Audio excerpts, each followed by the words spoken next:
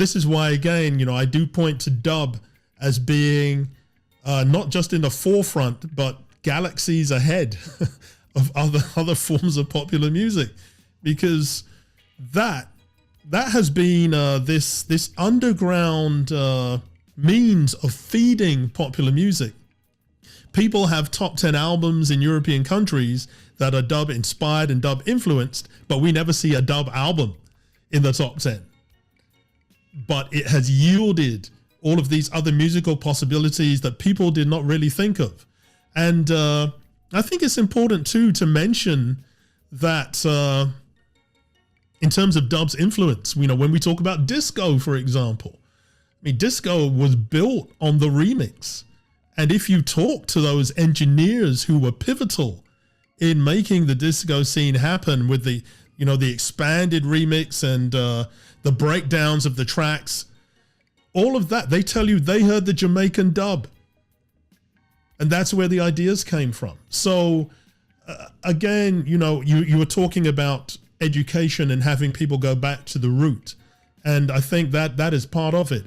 Understanding parts of the history certainly becomes crucial to that process. And then if you can get people to engage with the music more meaningfully, great. Unfortunately, what is more likely to happen is someone is going to sample one of those records and then people think, wow, what's this great new thing? Well, it's not new.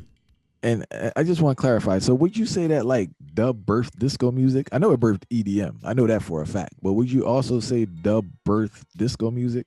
Because you said the engineers are listening to dub music. Yeah, I would say that. It's true disco had other social dimensions, but in terms of parts of its sonic character, I think I wouldn't be entirely accurate to say that dub gave birth to disco music. I think dub gave life to disco music because it gave life to the disco remix. And that is definitely true. And it is those remixes that are still being imitated conceptually in EDM. So dub is at the root of all of that. I'm not that familiar with EDM. Do these people acknowledge dub as like their influence? Well, we come back to another one of those points where there's some people who are very much aware, like Thievery Corporation. They understand that dub is at the root of it. And then there are lots of other younger artists who have no idea. They're probably going back to the UK scene in the early 2000s or late 90s, and things like the garage and the jungle sound and the drum and bass, not recognizing that those have predecessors, that dub is the precursor of all of these things. And if you did not have dub, you have a historical missing link that would actually nullify the existence of many of these electronic music subgenres. Now, I'm sure there are people who will argue, well, no, we would have come up with this anyway, or something like it. It would not have happened at that moment in that way without dub being the vital link in the musical evolution.